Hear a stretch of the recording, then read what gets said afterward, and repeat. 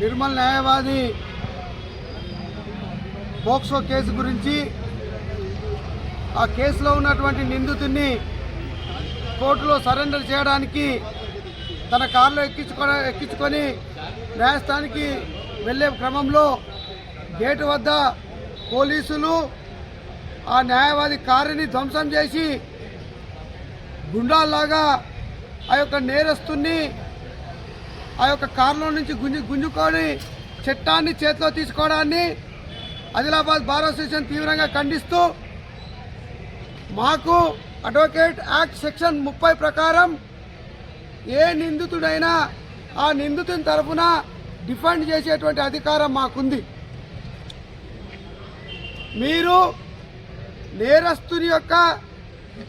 నేరస్తుని కోర్టులో హాజరుపరిస్తే ఆ నిందితుని తరఫున నల్ల కోటేసుకొని ఆ యొక్క కేసును డిఫెండ్ చేసే అధికారం మాకుంది. కానీ నిన్న న్యాయబద్ధంగా లాఫుల్గా ఒక న్యాయవాది తన విధులను నిర్వహిస్తున్న క్రమంలో నేరస్తుని కోర్టులో సరెండర్ చేసేటువంటి సందర్భంలో మీరు అడ్డగించి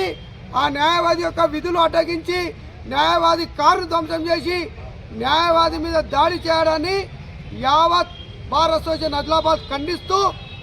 పోలీసులు మీరు కూడా మానవులే, మీరు చట్టాన్ని చేతిలో తీసుకుంటే ఈ యొక్క మీ కాకి చొక్కాకు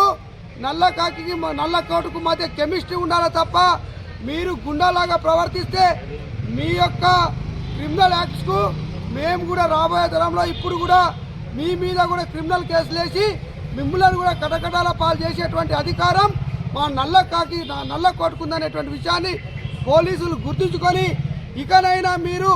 మానవులాగా ప్రవర్తించాలని చట్టాన్ని చేతిలో తీసుకుంటే ప్రజాస్వామ్యయుతంగా